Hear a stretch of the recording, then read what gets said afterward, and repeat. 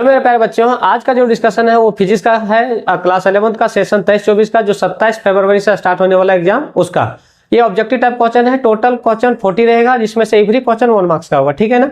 इसके पीछे मैंने वीडियो अपलोड कर चुका हूँ केमिस्ट्री का और मैथ का, तो आप लोग नहीं देखे होंगे तो जाकर के देख लें। और वीडियो अगर अच्छा लगे तो लाइक करें, सब्सक्राइब करें और शेयर करें। क्वेश्चन नंबर फर्स्ट से स्टार्ट करते हैं। तो देखो, कुछ चीजें ऐसी है फिजिक्स में जो कुछ मतलब थ्योरेटिकल टाइप है, तो मैं उसको अगर होगा एक्सप्लेन करने लायक तो मैं कर दूंगा, और अगर कुछ डेटा अगर दिमाग में फिट करने लायक हो तो मैं उसको कर लेना, ठीक है ना। तो मैं बताते जाऊंगा, जो दिक्कत होगा तो बताना है।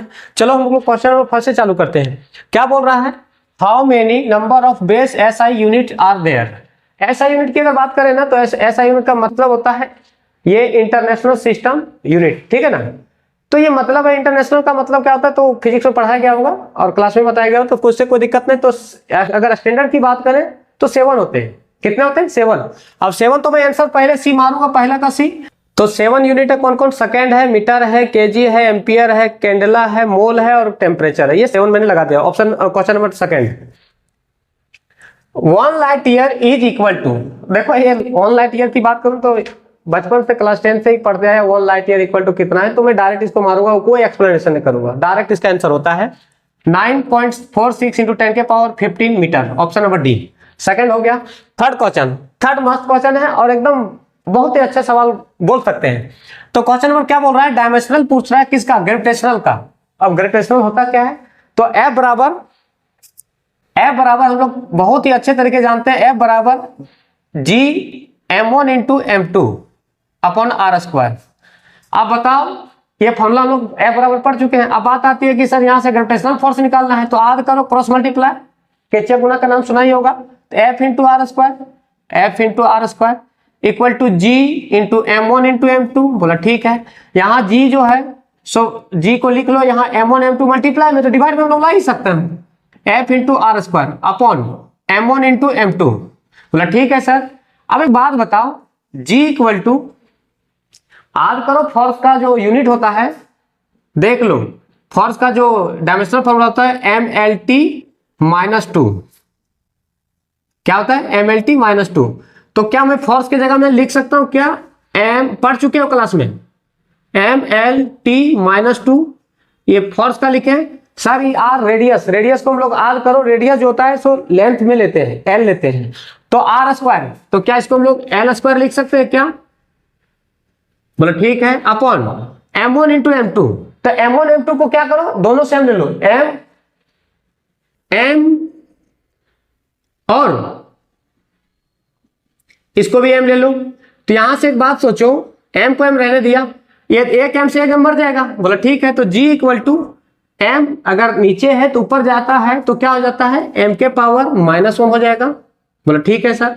अब L और L², तो LQ हो जाएगा और T के पावर -2 हो जाएगा।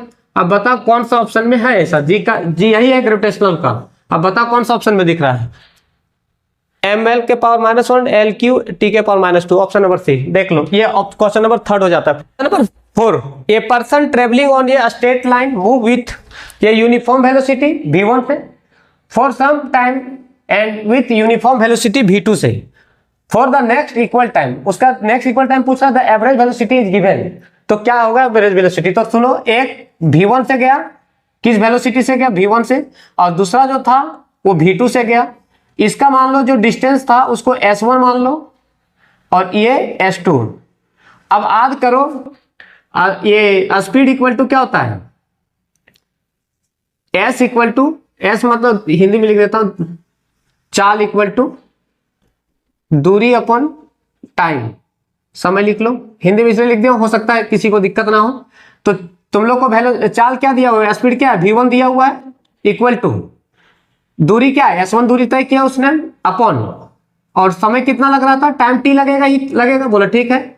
इसको अब यहां से निकाल लो s1, क्रॉस मल्टीप्लाई करके v1 × t1 निकाल सकते हैं क्या? t1 नहीं करो, t ही लिखो। इक्वेशन नंबर फर्स्ट मान लो या मानो तो कोई दिक्कत नहीं। इसी तरह इसमें लगा दो, क्या स्पीड क्या था? चाल उसका v2 था इक्वल टू डिस्टेंस कितना, दूरी कितना था? s2 था अपॉन टाइम कितना लगा? सेम टाइम लग रहा था, t लिख दो। इसको इक्वेशन क्या कर दो? 2 मान लो। अब एक बात सोचो, यहां से S2 निकाल लो, क्या V2 into T, V2 into T. अब देखो डिस्टेंस तो ए भी निकल गया, वो भी निकल गया, और वही पूछा है हम लोग को, तो एवरेज निकालने का फॉर्मूला क्या होता है, ध्यान से सुनो।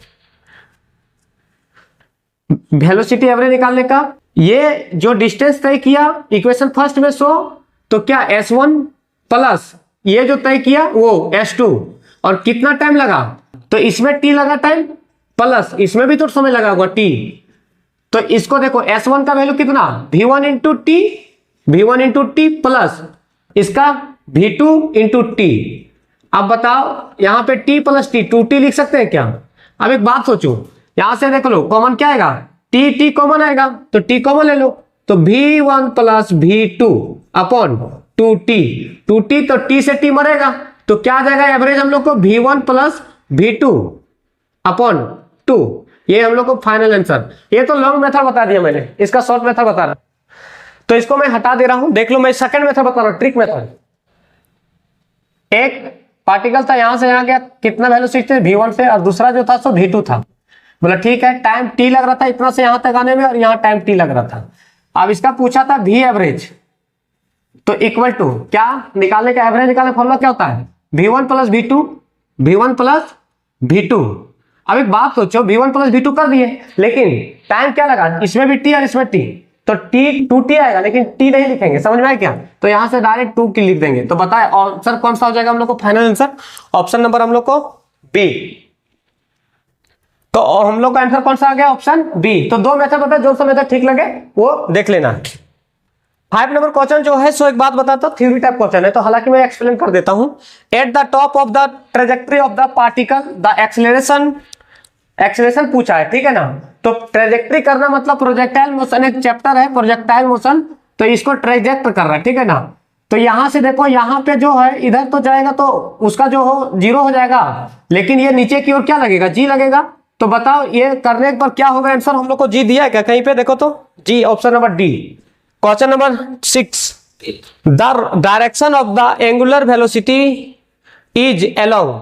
तो एंगुलर वेलोसिटी जो होता है सो ये एक होता है एक्सेस, ये जो होता है से अपने एक्सेस पे रोटेट करता है, तो क्या होगा, द एक्सेस ऑफ रोटेशन, अपने एक्सेस पे रोटेशन करेगा। तो ये भी थ्योरी टाइप क्वेश्चन है, तो ऑप्शन नंबर डी हो जाएगा छठा का।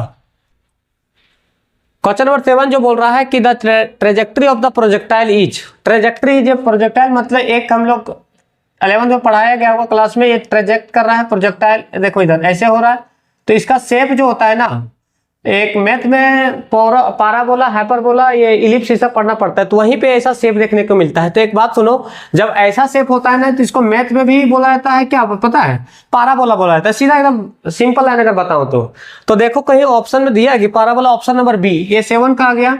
8 नंबर क्वेश्चन पूछा है क्या, minimum number of unequal vector which can given 0, minimum resultant R. तो एक बात बताएं क्या, ये भी क्लास का ही क्वेश्चन है, लेकिन मैं इसको अगर एक्सप्लेन करूं तो लंबा पड़ जाएगा, तो इसको मैं क्या करता हूं कि बोल रहा है कि 0 कब होगा, तो 3 जब होगा ना, 3 रिजल्टेंट, तो उसका रिजल्टेंट वेक्टर क्या हो जाएगा, 0 आ जाएगा, ठीक है ना। आप पूछ रहे हैं क्वेश्चन नंबर 9 में क्या पूछ रहा है, acting on body at rest जब बोले ना तो मतलब u 0 हो जाएगा।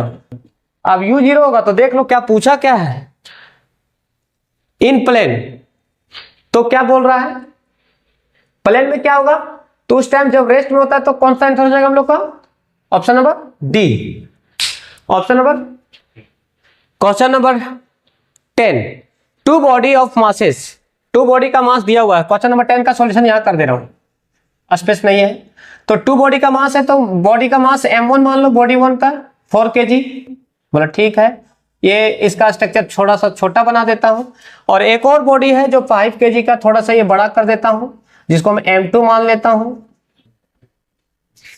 ये 5 kg का है, कितना kg का है, 5 kg का है, बोला ठीक, आगे पढ़ो। Are acted upon by the same force, force जो है से दोनों में सेम है, मतलब अकॉर्डिंग टू क्वेश्चन क्या बोल रहा है कि दोनों का जो फोर्स है वो बराबर है, मतलब F1 बराबर F2, मैं मान लिया क्वेश्चन में बोल दिया है।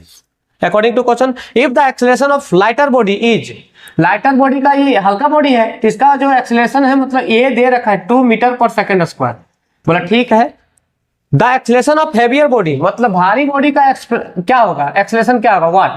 तो देखो F बराबर हम लोग जानते हैं m1 इंटू A1, बोला ठीक है। F1 यहाँ ऑन कर दो, F1 M1 का वैल्यू कितना 4 kg, यूनिट नहीं लिखूंगा, और इसका एक्सेलरेशन कितना दिया है 2 दिया है, तो इसका मतलब हम लोग को निकल जाएगा यहाँ से F1 का वैल्यू कितना आ गया 8 न्यूटन, बोला ठीक है। ये तो क्वेश्चन के हिसाब से, लेकिन अगर F2 लगा दो, F2 equal to M2 into A2, लेकिन यहां से निकालना है A2, क्या हो जाएगा F2 अपॉन M2। F2 जो है सो यहां देखो क्वेश्चन, F2 बराबर होगा M1, F2 बराबर होगा F1 का, तो क्या हम लोग लिख सकते हैं,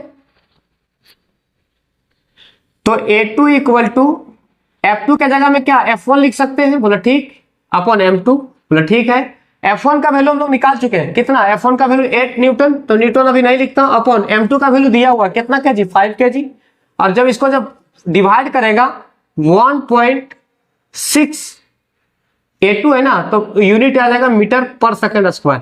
ये दिस इज फाइनल, कितना आ गया A2 बराबर 1.6 मीटर पर सेकंड स्क्वायर। ऑप्शन में कौन सा दिख रहा है हम लोग को, देखो तो ऑप्शन नंबर सी। ये हम लोग को क्वेश्चन नंबर 10 कंप्लीट था। क्वेश्चन नंबर 11 में क्या बोल रहा है, question number 11, the mass of body which is equal to the ratio of the force acting on body to the acceleration produced in the body is. 4 option दिया, option में नहीं पढ़ूंगा, तो मैं एक बात सुनो ध्यान से। हम लोग जानते हैं न्यूटन का सेकंड लॉ F बराबर ma, यहां से m का वैल्यू निकालो तो F बाय ये, और इसी को बोला जाता है इनिशियल मास। क्या बोला जाता है, देख लो ये ऑप्शन नंबर जो दिख रहा है ना, initial mass, the initial mass जो होगा सो ऑप्शन नंबर कौन सा, ऑप्शन नंबर डी हो जाएगा, यहाँ पे सी लिखा गया है, ऑप्शन नंबर डी, ठीक है ना। तो ये हम लोग को फाइनल आंसर आ जाता है क्वेश्चन नंबर 11 का। Question number 12, what is the linear momentum. क्या पूछा, लीनियर मोमेंटम पूछा है कब, the gun and bullet before firing, मतलब फायरिंग करने से पहले। तो बिफोर फायरिंग का मतलब ये होता है कि वो रेस्ट पे होगा, उस समय यू जो होगा, मतलब जो लीनियर मोमेंटम होगा वो 0 होगा। तो अब देख लो बिफोर बोल रहा है तो 0 किस में दिख रहा है, ऑप्शन नंबर सी में ही दिख रहा है। अब क्वेश्चन नंबर 13 में क्या बोल रहा है, एक्शन एंड रिएक्शन। मान लो अगर इस बोर्ड पे हम अपना हाथ से बल लगा रहे हैं, सोचो तो बोर्ड भी मेरे ऊपर लगा रहा है, सर क्या बात बोल रहे हैं, ये सब फिजिक्स में पढ़ाया गया है, ठीक है ना। तो ये क्या बोलता है कि ये जो होगा, मान लो कि एक बॉडी है, अगर हम लोग इतने F न्यूटन से बल लगाते हैं, भी इधर से F न्यूटन से बल लगाएगा, मतलब बॉडी जो होगा, सो देख लो एक्ट ऑन 2 डिफरेंट बॉडीज, ये डिफरेंट बॉडीज, मतलब ऑप्शन नंबर डी, ये ऑप्शन नंबर डी हो जाएगा हम लोग को। क्वेश्चन नंबर 13 का क्या बोल रहा है, 14 भी अच्छा सवाल है। ये बॉडी ऑफ मास कितना 100 kg 100 kg, fall from height कितना 10 मीटर, मतलब हाइट 10 मीटर से गिराया जा रहा है, बोला ठीक है। It's increase in kinetic energy, तो उसका काइनेटिक एनर्जी क्या इंक्रीज करेगा, तो ध्यान से सुनो, एक हम लोग फॉर्मूला पढ़े हैं v² minus u² equal to 2as, बोला ठीक है। तो v² इक्वल टू 2as, इधर माइनस उधर जाएगा तो प्लस में, बोला ठीक है। अच्छा एक बात बताओ, गिराने से पहले क्या हो, हर एक चीज जो होता है स्टार्टिंग में तो u 0 होता है, क्योंकि इनिशियल में है, तो v² इक्वल टू 2as, और u² का वैल्यू हमेशा 0 होता है, हमेशा नहीं बोलूंगा लेकिन रेस्ट में 0 होता है, बोला ठीक है। तो v² इक्वल टू 2as, अब बताओ v² इक्वल टू 2 इंटू ए का वैल्यू, जब भी हाइट से गिरता है तो g का वैल्यू जो होता है कितना होता है 9.8 होता है, बोला ठीक है 9.8 डाल दो, इंटू कितने हाइट से गिराया जा रहा है, हाइट कितना था, तो देख लो यहाँ पे दिया हुआ हाइट कितना है, सो 10 दिया हुआ है, पूरा 10 मीटर अपॉन, अब देख लो इसको सॉल्व कर दो थोड़ा सा, ये पॉइंट से पॉइंट बढ़ेगा तो बताओ डेसिमल, मतलब पॉइंट आ जाएगा तो यहाँ पे कितना है, डेसिमल हटेगा तो 10 आ जाएगा, 10 से 10 बढ़ेगा। अब बताओ v² इक्वल टू मल्टीप्लाई कर दो 2 इंटू 98, इसको जब मल्टीप्लाई करेगा तो कितना 196, स्क्वायर हटेगा तो रूट चढ़ेगा। अब इसको जब सॉल्व कर लेगा तो v का वैल्यू आ जाएगा 14, क्या आ गया 14 मीटर पर सेकंड। अब लेकिन पूछा यही भी नहीं पूछा हम लोग काइनेटिक एनर्जी। अब याद करो काइनेटिक एनर्जी जो होता है सो क्या होता है, सो सुनो, kinetic energy equal to 1/2 mv², बोला ठीक है mv², 1/2 मास दिया हुआ है कितना 100, कितना दिया हुआ 100 इंटू v मतलब 14 का स्क्वायर, क्या हम लोग 14 को 2 बार लिख सकते हैं, तो 1/2 100 इंटू 14 इंटू 14, बोला ठीक है सर। ये मरेगा 2 से 7। अब देखो 7 इंटू 14 तो 98 आएगा, और इंटू 2 सुना आएगा तो 9820। ये हमेशा काइनेटिक एनर्जी का जूल होता है। देखो 98 कहीं दिया है क्या, तो ऑप्शन नंबर पहला। ये क्वेश्चन नंबर 14 था। 14 के बाद देखो 15 भी एक बोल सकते हैं कि थ्योरी बेस्ड क्वेश्चन है। क्या बोला है, non conservative force. Non conservative एक ही है, मतलब अभी तो जो ऑप्शन है उसके हिसाब से मैं बात कर रहा हूँ, बाकी बात तो उसके बाद हम एक्स्ट्रा बात नहीं करूंगा। नॉन कंजर्वेटिव फोर्स एक ऐसा फोर्स है जो ऑप्शन नंबर डी में ही दिख रहा है, फोर्स ऑफ फ्रिक्शन। तो क्वेश्चन नंबर 15 का डी हो जाएगा आंसर। क्वेश्चन नंबर 16, ये बॉडी एक्टेड अपॉन फोर्स कितना न्यूटन, 15 न्यूटन। बोला ठीक है। Is displace through a distance 10 metre. Displace कितना हुआ, 10 मीटर। ये डायरेक्शन मेकिंग एन एंगल कितना डिग्री, 60 डिग्री। बोला ठीक है। With the force the work done. तो एक बात सोचो, वर्क डन का फॉर्मूला हमने पढ़ रखा है, पढ़ाया गया है। W equal to F into DS। DS लिखो, DX लिखो, बात बराबर इंटू cos थीटा। बोला ठीक है। सबका वैल्यू दिया हुआ है। F मतलब न्यूटन 50 न्यूटन का दे रखा है, 50 लिख दो। इंटू DS डिस्प्लेसमेंट बोला है, डिस्टेंस बोला है कितना, 10 मीटर। बोला ठीक। थीटा का भी वैल्यू दिया हुआ है, बोला कि कितना एंगल पे 60 डिग्री है, तो 60 लिख दो। बोला ठीक। अब एक बात सोचो, इसको अगर मैं सॉल्व कर दूं 50 इंटू 10 इंटू आध करो cos 60 वैल्यू का कितना होता है, cos 60 का 1/2 होता है। ये आप सुनो, ये मरेगा यहां से 5 बार में, तो देखो मल्टीप्लाई करके लिखेगा तो 50 इंटू 5 25, मतलब 250 जूल आ जाएगा। वर्क का जूल ही होता है। देखो ऑप्शन नंबर कौन सा दिख रहा है, ऑप्शन नंबर डी। ये क्वेश्चन नंबर 16 कंप्लीट होता है। 17 बोल रहा है which of the following principle used by best dancer during her performance. कभी हम लोग देखते हैं कि मौत कुआं या कोई खेल देखने जाते हैं, तो हम लोग को क्या होता है कि वो जो भी शो करता है वो एक परफॉर्मेंस एक ही रूल पे काम करता है। वो हमेशा वो रूल नहीं अगर काम करेगा तो उसका दिक्कत हो जाएगा। और वो जो है सो फिजिक्स में बताया जाता है, ये होता है conservation of angular momentum. Option number D. ये पढ़ाया गया वो डिटेल में, तो मैं अभी सिर्फ बता दिया हूँ। इसके बारे में डिटेल जानकारी लेनी है तो क्लास में ही दी जाएगी, ठीक है ना। क्वेश्चन नंबर 18 क्या बोलता है, the momentum of inertia of body does not depend upon its. किस पे डिपेंड नहीं करता है, तो डिपेंड ये भी थोड़ा सा क्या है कि क्या बोलते हैं, थ्योरी बेस्ड क्वेश्चन है। मतलब थ्योरी ही ऐसा ही है जो कि तुमको दिमाग में रखना पड़ेगा, या तो क्लास में बताया गया होगा। बोला ठीक है। तो एक ऐसा आंसर है जो ऑप्शन नंबर कौन सा हो जाएगा, 18 का सी, एंगुलर वेलोसिटी। अब बात आती है टॉर्क। टॉर्क बता देता हूं, दरवाजा जो खुलता है, दरवाजा कभी हम लोग जैसे धक्का मारते हैं या खींचते हैं, वो जो सेट होता है, ये दरवाजा जो सेट होता है वही उसमें टॉर्क काम करता है। तो हम लोग फोर्स लगाते हैं, खींचते हैं, खींचने में जो फोर्स देते हैं, धकेलने में जो देते हैं, तो फोर्स पे डिपेंड करता है, तभी टॉर्क काम करता है। तो एक ही ऑप्शन ऐसा दिख रहा है जो ऑप्शन नंबर 19 का ऑप्शन नंबर बी में दिख रहा है, ठीक है ना। क्वेश्चन नंबर 20 क्या बोला है, question number 20, the value of G become 0। G का वैल्यू कहां पे 0 होगा, तो एक बात सुन लो क्या बोला है। तो इसमें देख लो, जो हाई डेप्थ होता है या हाई एच लिखो, एच इक्वल टू जहां पे उसका जो डायामीटर आधा होता है जहीं पे होगा, तो मतलब d/2। अगर जहां पे होगा वहीं पे g का वैल्यू क्या हो जाएगा, 0 हो जाएगा। अब बताओ कौन सा आंसर में ऐसा दिया है, तो देख लो ऑप्शन नंबर 20 का, the depth equal to half the radius of the earth. तो ऑप्शन नंबर हम लोग को कौन सा, सी ही हो जाएगा। लेकिन रुक जाओ, डायमीटर बोला है, the depth equal to the half diameter, तो ऑप्शन नंबर बी होगा, ठीक है ना। वो सी नहीं होगा, वो डायमीटर होता है। तो ये हम लोग को 20 तक कंप्लीट होता है। 21 के बाद मैं नेक्स्ट वीडियो में दूंगा। क्यों, कब दूंगा, तो थोड़ा सा वक्त लेकर के दूंगा। तो ये आप लोग एक बात बताता हूँ, ये आप लोग को देखेंगे, लाइक सब्सक्राइब और शेयर कितना अच्छा आप लोग हमको मोटिवेट करते हैं, तो उसी के हिसाब से वीडियो 21 से 40 तक मैं दे दूंगा नेक्स्ट वीडियो में। तो थैंक्स फॉर वॉचिंग।